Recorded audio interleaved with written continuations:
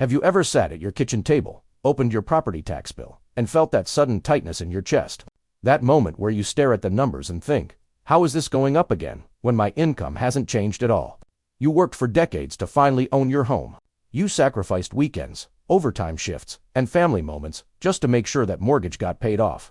But even after all of that, every single year, you're still writing a check just to remain in the home you already bought. It doesn't feel like ownership anymore.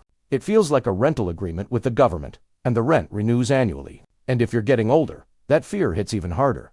Because one day, if your Social Security doesn't stretch far enough or your savings fall short, what happens when that tax bill lands and you can't pay? What happens to the home where you celebrated birthdays, raised kids, built memories, and planned to spend your final years? Maybe that's why people across Florida are buzzing more than ever right now. And not about tiny tax discounts or new confusing exemptions. They're talking about something that used to sound impossible. A plan to eliminate property taxes on the homes people actually live in. Not reduce them, not soften them, wipe them out completely. Imagine waking up one morning knowing the house you spent your whole life protecting is finally yours. Truly yours. No yearly tax bill, no fear of rising assessments, no dread every time an envelope shows up in the mail. But here's the question everybody keeps asking. If Florida actually moves forward with this plan before 2026, how dramatic will the changes be? What will homeownership look like? What happens to retirees? And how will this decision ripple through the entire country? In today's video, brought to you by TaxHack Pro, we're breaking down Florida's push to eliminate property taxes on primary homes, how the system would work, and the massive changes coming if this proposal becomes real. Florida is now openly debating something that older Americans across the country have only dreamed about: a tax-free home for people who genuinely live in their Florida house. Not investors, not snowbirds, not hedge funds, but actual residents. Under this plan, if your Florida driver's license, car registration, voter registration, and true home address match the house you live in for at least 6 months a year, your property taxes could drop to zero. And for millions of seniors, longtime homeowners, and working families, that would feel like oxygen. Imagine no more annual tax bill, no more panic because the county assessed your value higher, no more feeling like you're paying rent on a house you already bought decades ago. Just the freedom to live without worrying about taxes pushing you out of your neighborhood. But make no mistake, this plan is intentionally designed with strict boundaries. Second homes would still be taxed. Vacation condos, still taxed. Airbnb properties, absolutely taxed. Rental houses owned by out-of-state investors, they're paying the full price. And big corporate owners with dozens of homes in Florida, they'll still be contributing. Because this proposal isn't meant to give breaks to people turning Florida into a profit factory. It's designed to protect Floridians who actually live in their homes year-round and have been getting hit the hardest, especially seniors living on a fixed income. Property taxes in Florida have exploded in the last few years, especially after the pandemic.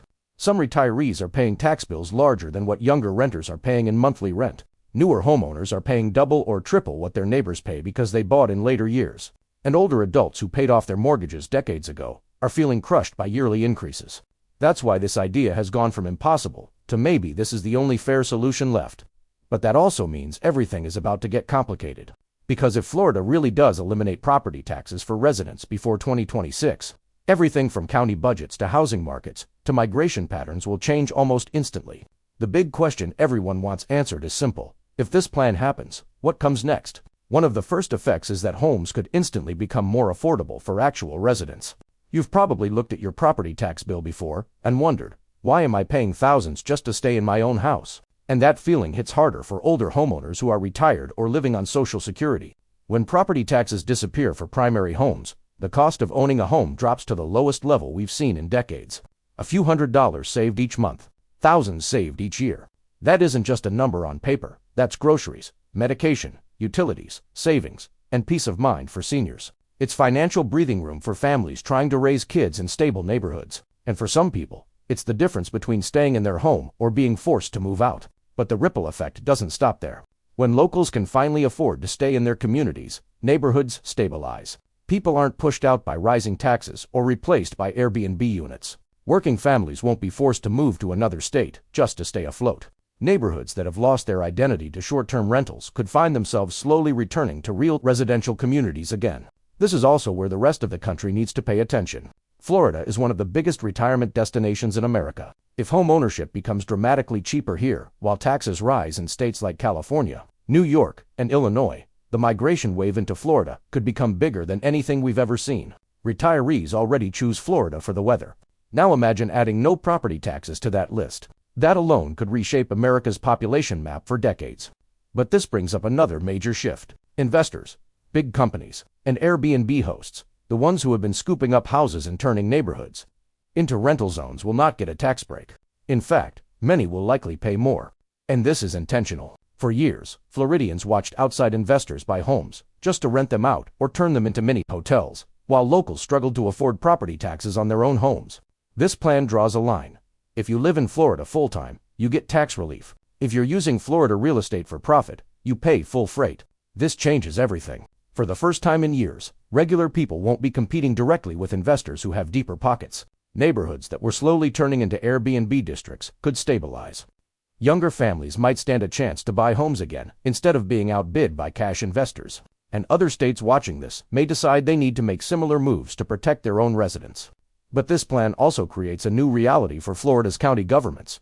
Property taxes on primary homes make up a large part of their budgets, and eliminating that revenue means counties will have to clean up their spending habits. For years, county budgets have grown faster than most people's incomes, filled with questionable expenses, programs nobody asked for, and nonprofits funded with taxpayer money but delivering unclear results. Florida's state auditors found more than $1.5 billion in wasteful or questionable spending across counties, including projects so odd that most residents had no idea their tax dollars were going toward them. Some nonprofits received hundreds of thousands of dollars, despite having almost no public recognition or measurable impact. One even involved a state representative serving as CEO of a nonprofit receiving tax dollars while sitting on a policy committee, deciding those same taxes. So under the new plan, counties will have to prioritize essential services, schools, police, fire departments, infrastructure, and cut the unnecessary spending that's been growing for years. Asterisk. Nonprofits that have relied on property tax money to survive may lose their funding, especially if their value to the public isn't clear. And the state will be stepping in to help the 32 poorest counties by covering 100% of the lost revenue.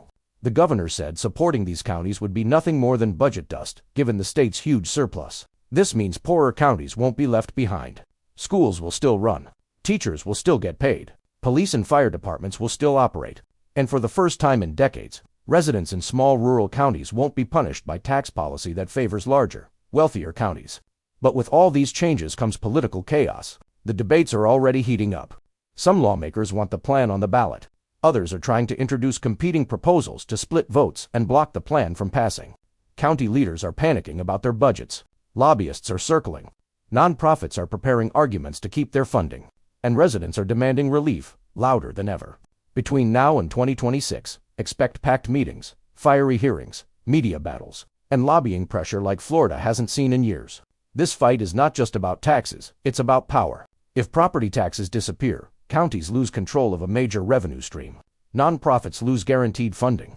Investors lose preferential advantages. And residents gain something rare in modern America: freedom from a tax that can push them out of their home. Public services will also evolve. Schools, police, fire departments, and infrastructure agencies will need to operate with tighter budgets, clearer spending, and better accountability. Instead of relying on property taxes, they'll need to show their value and manage funds more responsibly. Residents will see changes to fewer unnecessary projects, fewer inflated budgets, and more focus on essential services first. But the big question remains: will agencies truly cut waste? Or will they try to create new fees to replace the lost tax revenue? This is where voters will need to stay alert. Florida is entering a defining moment. Ending property taxes on primary homes is not a small policy tweak. It's a complete rewrite of what homeownership means. It gives older Americans dignity. It gives families stability. It gives neighborhoods a chance to survive the pressures of modern real estate.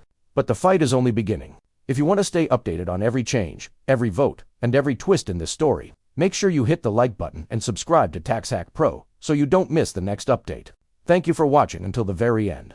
TAP like, subscribe, and stick around for more of our most popular videos now on your screen. This is TaxHack Pro, and I'll see you in the next one.